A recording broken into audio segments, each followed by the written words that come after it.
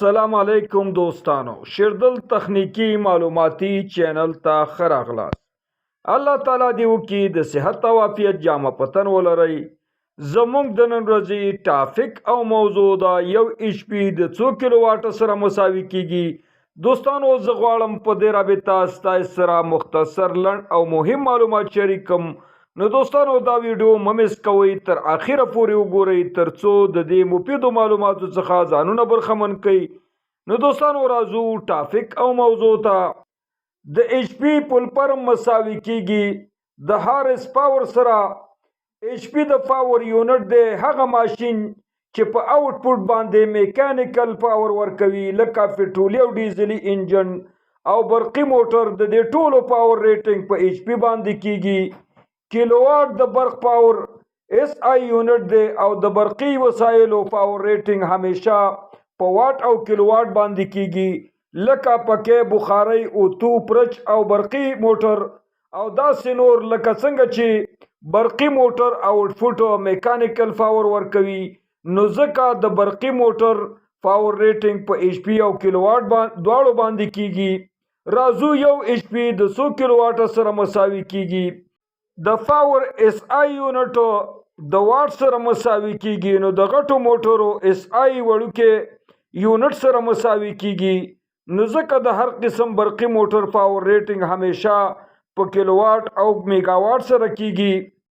د 1000 واټه ویلیو د 1 کیلو واټ سره مساوي کیږي او 1000 کیلو واټه مساوي کیږي د 1 میگا واټ سره. 246 واټه مساوي کیږي د 1 ایچ پی سره او ایچ پی مساوي کیږي د 0.246 کیلو واټه سره. نو کله چې مونږه د ایچ پی څخه کیلو واټ برابرو، نو ایچ پی دوستانو دا ضرب کوو په 0.246 سره. اگزامپل مثلا که چرته د یو موټر پاور ریټینګ 10 ایچ پی وي، نو د دې موټر ریټینګ کیلو واټ 100 سره مساوي کیږي. نو د دې جواب دا دی چې کیلو واټ مساوي کیږي ایچ پی ضرب 0.246 مساوي کیږي 10 ضرب 0.246 سره مساوي کیږي 0.46 کیلو واټ سره. نو دوستانو 10 ایچ پی موټر دا مساوي کیږي د 0.46 کیلو واټ سره. راځو کیلو واټ څنګه ایچ پی ته بدلول او اړول شو. نو د دې فرمول دی دوستانو، ایچ پی مساوي کیږي کیلو واټ تقسیم پر 0.246 باندې.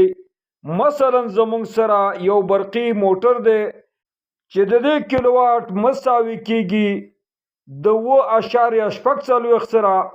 نو دوستانو 0.46 دا به تقسیمو په 0.246 باندې. نو د دې حاصل مساوي کیږي دوستانو د لچ ایچ پی موټر سره.